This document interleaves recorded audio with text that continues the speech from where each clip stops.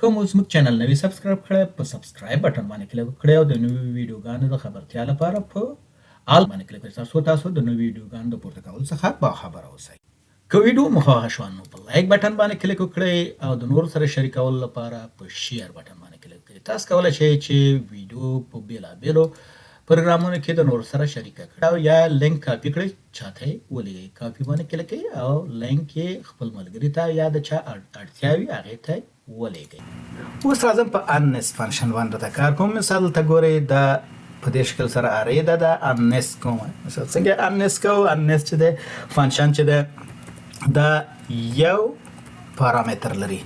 یو پارامتر چې هغه هم چې ده ارې ده. مثال چې ارې په دې کې تاسو ورکوئ. زه راځم دلته اول دې ته چې مثال موږ څنګه کولی شو چې دا unnest کوو. مثال ارې موږ unnest کوو. راځم ورته وایم چې select ورته وایم چې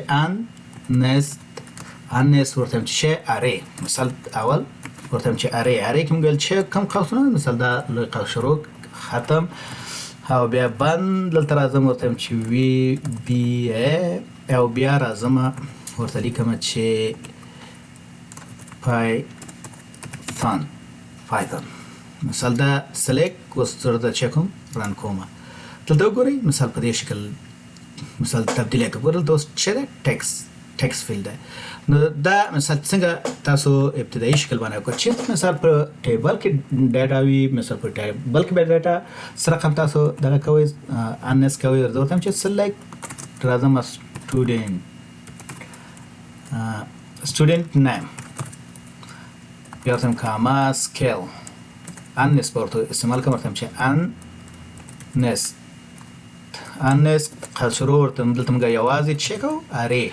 مثال دا ارې په دې شکل سره. اوس زه راځم ورته وایم چې as unnest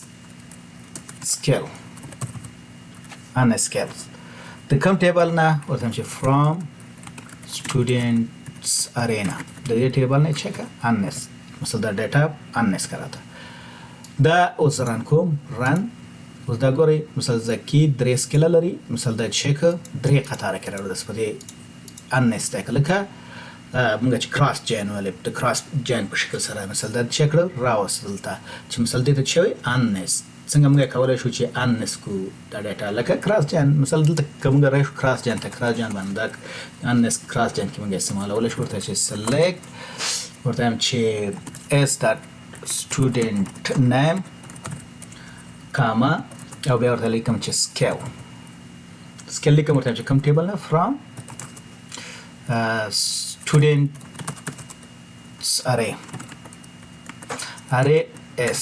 مثال دا چې کوم رینیم کوم دا ټیبل الیاس کوم مثال چې اس باندې ګور دا اس او دا سکیل دا. اوس راځم د دې نامه غوې چاول فرام کلاس select کلاس چې د په اخره کې ډاټا اخلي. مثال د سیکوال آردر چې وګورئ تاسو مثال چې کوم ایگزیکیوټ کیږي اول مثال چې فرام بیا دا غن ورسره جاین او وی ار کلاس چې دیو دا کیږي.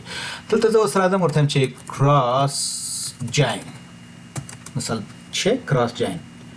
دلته راځم ورته چې دا فنکشن استعمالوم unnest بیا په قوس کې مثال د ټیبل مثال ګوره د ارې ټیبل s dot scales دا چې scales مثال s dot scales چې مثال as scale مثال دغه فیلډ چې دلته معنی ولري دا. اوس دا چې کوم رن کوم ان شي ریزلټ اس تغییر پکې نشته. ان شي ریزلټ په دې شکل سره هم تاسو اخیستلی شئ. نو دا چې unnest فنکشن چې موږ څنګه ارې unnest کوو.